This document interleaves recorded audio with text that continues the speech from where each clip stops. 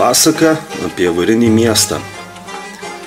Kitados žiloje senovėje praeitin nugrimzdusiais laikais gyveno Sirijos Damaske toksai valdovas. Kalifas, o vardu jis buvo Abdas al-Malikas, Mervano sūnus. Sėdėjo jis vieną dieną apsuptas savo karalystės didžiūnų, tarp karalių ir sultonų, ir kalbėjo susirinkusieji apie anksčiau gyvenusias tautas ir sekė padavimus apie mūsų viešpatį Suleimaną, Daudo sūnų, amžiną jiems atilsį, ir porino apie visą tai, ką malonėjo jam duoti aukštybių Alachas, galybę ir valią žmonėms ir džinams ir paukštėms, laukiniams žvėrims ir kitiems padarams. Ir tarė kalifas: esame girdėję iš tų, kurie gyveno lygi mūsų, jog šlovingasis aukštybių Alachas nebuvo ne vienam žmogui suteikęs to, ko nepašykštėjo mūsų viešpačiui Suleimanui. Tad turėjo jis tokią galę, kokios niekas kol gyvas nebuvo regėjęs. Įkalina būdavo asotyje ir džiną, ir maridą, ir demoną, o asočio gurklį užlieja lydytų alavų ir įspaudžia jame savo antspaudą. Ir tuomet talibas, Sahlo sūnus, štai ką papasakojo. Taip jau atsitiko, kad vienas žmogus įlipo laivan drauge su būriu kitų pakeleivių ir išplaukė jie Hindo krašto link. Ir plaukė jie, kol pakilo priešinis vėjas ir nuginė juos prie nežinomos aukštybių Alacho žemės, o buvo tai viduryje juodos nakties. O kai išaušo rytas, pasirodo tokioje žemėje pakeleiviams nuogi tamsiaodžiai žmonės ir atrodė jie lyg bežadžiai laukiniai žvėrys, nes nesuprato nei žodžio, kas jiems buvo sakoma.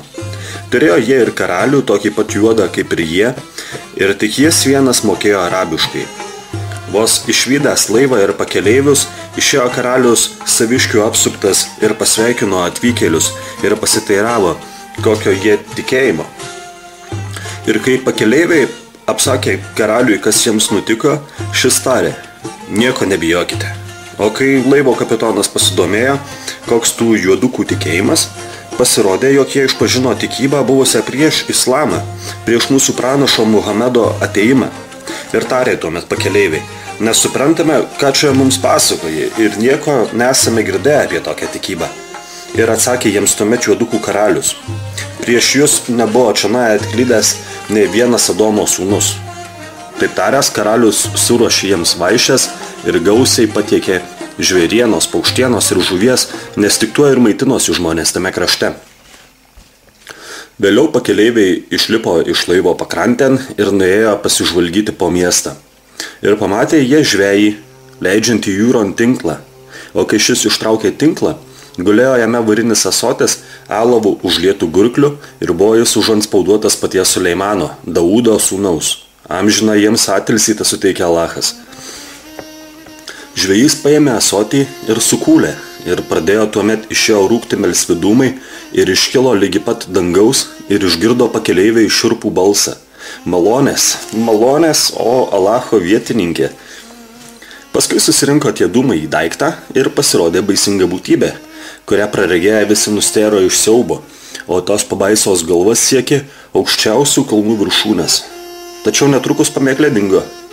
Pakeleivius apėmė toks jausmas, lyg kas širdį jiems būtų išrovęs iš krūtinės, o juodukų tas reginys nekiek nesujaudino. Ir kapitonas paklausė tuomet karaliaus: kas čia nutiko? Ir išgirdo tokį atsakymą: žinokit, tai vienas tų džinų, ant kurių buvo užsiraustinęs didysis Suleimanas, Daudo sūnus. Suvėrė jis tuos džinus į asočius ir užliejo gurklius alavu ir nuskandino jūros dugne. Ir kai dabar kuris žvejys užmeta jūrą ant tinklą, dažniausiai ištraukia vieną iš tų asočių, o kai jį sukulia, ištrūksta iš ten džinas ir manydamas, jog Suleimanas vis dar gyvas, meldžia pasigailėjimo, šaukdamas: malonės, malonės, o Alacho vietininkė. Didžiai susimastė tikratikių valdovas Abdas al-Malikas, Mervano sūnus, išgirdęs tos žodžius ir tarė: tebūnie pašlovintas Alachas. Iš tiesų, sakau jums, didelė galia buvo dovanota Suleimanui. O buvo tarp susirinkusiųjų ir An-Nabigha Az-Zubjanis. Ir tarė jis valdovui: teisybę mums apsakė talibas, nes jo žodžiams pritarė ir vienas senovės išminčius. Valią apreiškė aukščiausiasis taip Suleimanui: reikalus spręsk ir valdyk, nes esi mano vietoj. gerbki paklusnųjį, jei tavo valdžią jis gerbė, kalinki tą, kursai tavojo žodžio nepaiso. Todėl Suleimanas ir grūsdavo džinus į varinius ąsočius ir skandindavo jūroje. Patiko tikratikių valdovui tie žodžiai ir jis tarė: vardan Alacho, norėčiau paregėti tų ąsočių kurį. Ir atsakė jam Talibas Sahlo sūnus: gali patenkinti savo norą, o tikratikių valdovė, kojos nekeldamas iš savo krašto, siūsk ką nors pas savo brolį Abdą al-Azizą, Mervano sūnų, įdan šis atgabentų tau jų iš vakarų žemių. O tavo brolis turės tik tai duoti žinę Musai, kad šis nukaktų iš vakarų žemių lik to kalno, kurį tau minėjau, ir pristatytų tiek ąsočių, kiek tavo širdis geidžia, jo labiau, kad jo valdos siekėsi su tuo kalnu. Ir tikratikių valdovui pasirodė šitie žodžiai teisingi ir tarė jis: o abu talibai, protingai šneki, todėl aš noriu, kad pats keliautum pas Musa, ben Musairą, rūpintis tuo reikalu. Gausi baltą vėliavą, lobio, karių ir viso kito, kiek pageidausi, o aš tuo tarpu globosiu tavo šeimą. Ir atsakė jam Talibas: mielų norų, o tikratikių valdovė. Ir tarė jam kalifas: tad keliauki, o abu talibai, ir te laimina tave Alachas ir te padeda tau žygiuose. Ir paliepė surašyti laišką savo broliui Abdui al-Azizui, Egipto vietininkui, ir kitą Musai, vakarų žemių vietininkui, įsakydamas jam pačiam vykti Suleimano ąsočių ieškoti, o sūnui kaip įpėdiniui pavesti kraštą valdyti.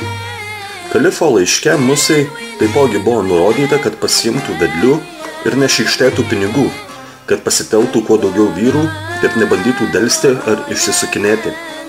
Tada užatspandavo abu laiškus, įteikė juos Talibui Sahlo sūnui ir paliepė kelionėje ginti žirgus virš galvos iškėlus vėliavas.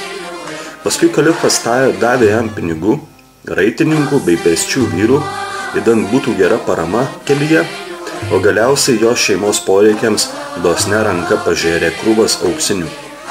Ir Talibas išvyko kelionėn ir peržygiavo su savo vyrais Sirijos žemes ir pagaliau atkako į Egiptą.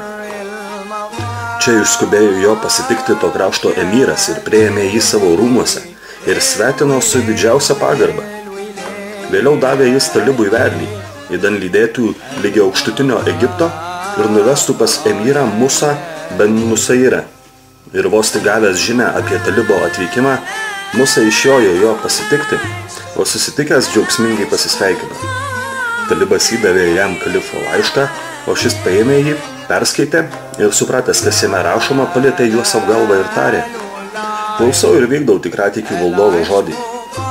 Paskui išdėstė Talibui mintį, jog reikėtų sušaukti viso krašto didžiūnus, o kai tie susirinko, Musa paklausė jų patarimo dėl laiške minimo dalyko.